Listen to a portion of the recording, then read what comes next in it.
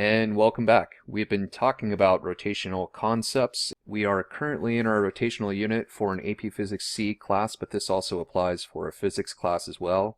And you may be wondering, why do I have ridiculous gifs of people trying to overcome boulders on some ridiculous game show?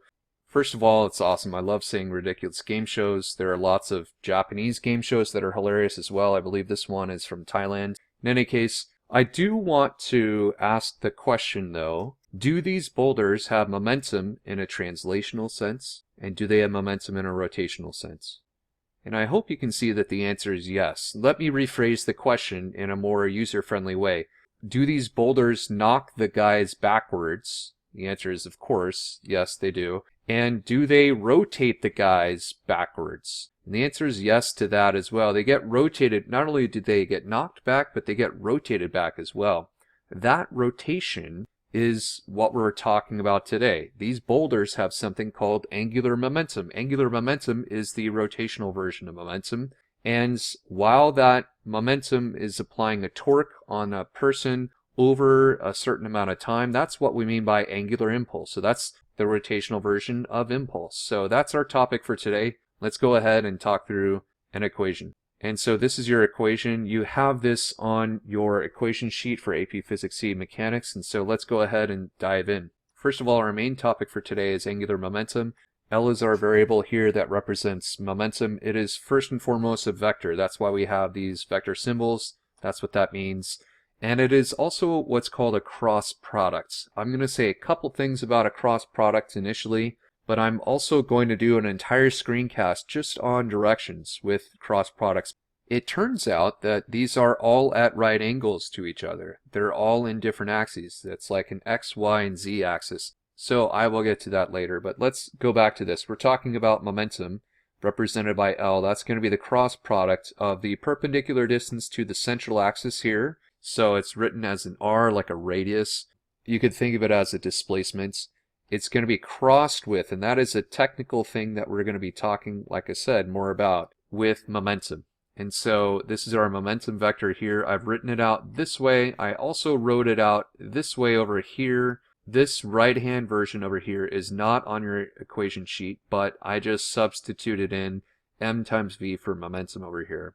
All right, there's another version of this, and that is our angular momentum is going to be equal to the moment of inertia times the angular velocity, or the angular speed right here. And what we mean by this, remember, if you think about it, that boulder, when that boulder hit that guy, it not only knocked him backwards, which was translational momentum, it rotated him backwards, which was angular momentum. That's what we're talking about here. Objects have angular momentum, and they are important when we're talking about rotation. So let's try a problem and see how this goes. Alright, and so here's a problem that we're dealing with. We're dealing with a more real situation of a boulder of this mass and this radius rolls down a hill a certain height from rest. What is the angular momentum when it's halfway down the hill? This is a version of our equation from last page. I forgot to write the vector notation symbols, but you get the idea. The main idea here, though, is that the problem is going to be not solvable at this point. We can't just jump in. And part of the reason for that is we don't know what the rotation is, we don't know what the moment of inertia is, we don't know what the velocity is that feeds into momentum here. There's a lot we don't know, but we do know we have some extra information. We do know that this is a height difference problem. Anytime you have a height difference in a problem, you should probably think carefully. This could be a conservation of energy problem where energy is converting from one form into another. And I recently talked about that in a screencast as well. And that's exactly what we're going to do in terms of starting this problem. So we're going to start off by saying the mechanical energy initial is equal to the mechanical energy final. What does that mean? Well, that means our kinetic translational initial energy plus our rotational kinetic energy initial plus our initial gravitational energy is equal to those three things in a final form. In this case, as in all conservation of energy problems, you want to start looking for things that you can cancel out because it just makes the problem a lot easier. And so it turns out that we know that this object has no translational kinetic energy to begin with, no rotational, because it started from rest. So we can go ahead and cancel out those two terms. So we're left with something a little more manageable. And so we have our equation here. Let's go ahead and see what we can do and how we can simplify this. The other issue I want to talk about is notice that we have a height total and a height of half over here. Well, there are a couple ways to reason through this, but we want to get rid of terms and simplify the problem as much as possible. And one way to think about this is I could subtract this whole term on both sides of the equation, and that would leave me with mgh half on the left-hand side. Or I could argue that this height over here is going to be my new 0 point. If I call that height 0, then this whole term will drop, and I'll be left with height of half over here. Either way you do it, you end up with this. And that actually simplifies the problem quite a lot. So let's think about what else we can do. We had talked previously in a previous screencast about this very important equation here because it's going to relate our translational motion with our rotational motion. So my previous problem that I did, I had substituted in for omega and subbed that in over here. Here in this problem, I'm going to use a different strategy. I'm going to sub in for velocity here. It's just going to be easier to do the problem. There are multiple ways to do this problem. You can do it the other way, but I'm going to show you this way first, and I think it'll make sense if you pay attention. So I'm going about subbing in right here, which I'm showing you in purple, and that's what we end up with, and I'm going to label that equation as 1, so when I move on to the next slide, you can see what I'm talking about. Alright, and so this is our equation here, and one of the things to think about, well, what could we do next? What's one thing we could do to work with this? And we could work with this I value, this moment of inertia value, because we could basically assume that this boulder, it's a fair assumption, it's not stated in the problem, but we're going to assume that this boulder has a shape of a solid sphere and that it has a uniform density. If we go about doing that, we can plug in an equation for I for the moment of inertia of a solid sphere, and that's what we're going to do. Okay, and then there's some simplification that I see that we can do here. And one other thing that stands out is we have mass in every term now. So we can go ahead and cancel those out. And we're going to want to work to get common terms, basically, is what we're doing. Working with the algebra here to try to get common terms, common denominators. And we're left with this equation I'm labeling as 2, so we can move on to the next page with the same equation. Again, we're still trying to get to angular momentum. And one thing we can use with angular momentum is the angular speed or angular velocity, and so that's why we're isolating for this. We're going to go ahead and continue with the work. We go ahead and plug in our numbers, and I ended up with 37.4 radians a second. Now based on that, we can go ahead and just simply plug that in. It becomes very easy. In other words, 90% of this problem is actually a conservation of energy problem, and then the last like 10% becomes a angular momentum problem. So we go ahead and plug this value in, and I ended up with 29.9 kilograms times meter squared over second. That's going to be our angular momentum. So that's a calculation related to how much rotational momentum that boulder has. Let's go ahead and start thinking now about the rotational version of impulse, because remember, impulse is a force applied over a time and it causes a change in momentum. So let's think about what the rotational version of that's going to be.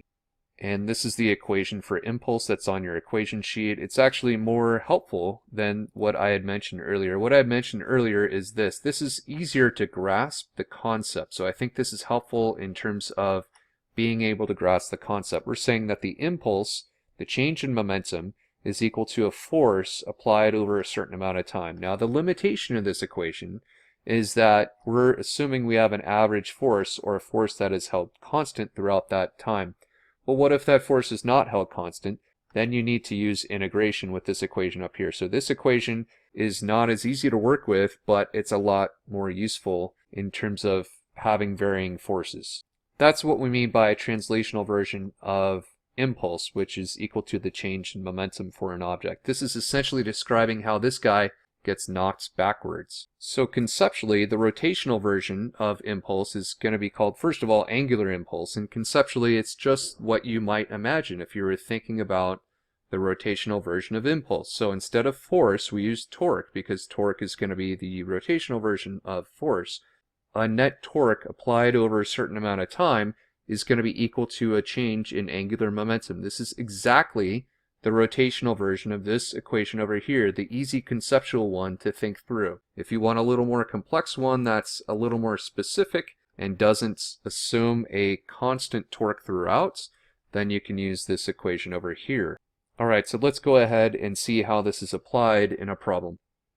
Please take a minute to read the problem really quickly. I don't want to read at you this entire time, but essentially you're dealing with a propeller. That propeller has two blades, unlike the four that is shown here in this picture, and those two blades are going to rotate up to 1200 RPM in 30 seconds at a constant rate. And the first question we have is, what is the angular momentum of the propeller at t equals 10 seconds or at t equals 20 seconds? I've gone ahead and written down several equations here that we have to work with. I want to pause for a few seconds and have you take a look and think about what you're going to do. Try to anticipate, try to think about how you're going to approach this problem.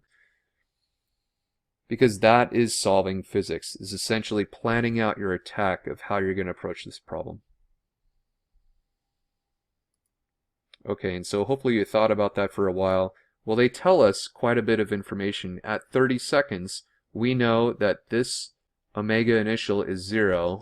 We know what this is. We know this is 1200 RPM, so we can do a conversion and get that in radians per second. With that, we can solve for an acceleration over here. If we solve for the acceleration at 30 seconds, we know the same acceleration is going to be true at 10 seconds or 20 seconds. And so once we get that acceleration using this rotational kinematics equation, we can go ahead and solve for the angular momentum, because the angular momentum is going to be I times omega over here. So if we can get omega, then we can solve for our angular momentum at those two different times. So the first thing we're going to do is go ahead and calculate the angular momentum of the propeller, and we're assuming that it's shaped like a rod and it rotates about its center. And so we can use this equation here for that. It's a regular and uniform density object.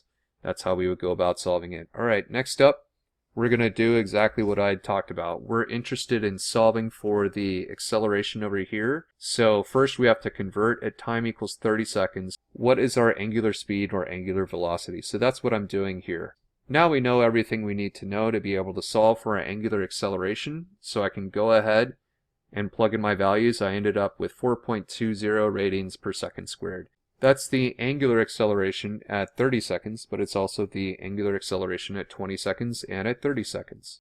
And so now that we know our angular acceleration, this is just using one of the rotational kinematic equations that you're given on your equation sheet. You can go ahead and solve for what is our angular velocity at 10 seconds and what is our angular velocity at 20 seconds.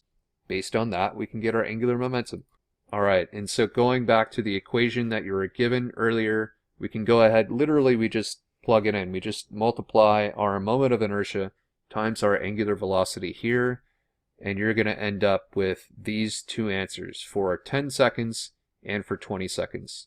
We're going to need to move on to the B problem, because the B problem is what makes this an impulse problem. So there is a torque that is applied over a certain amount of time, and that causes the propeller to rotate faster and faster, and that's what we're getting at. So there's a change in momentum of the propeller, and the question is about, well, what torque causes this change?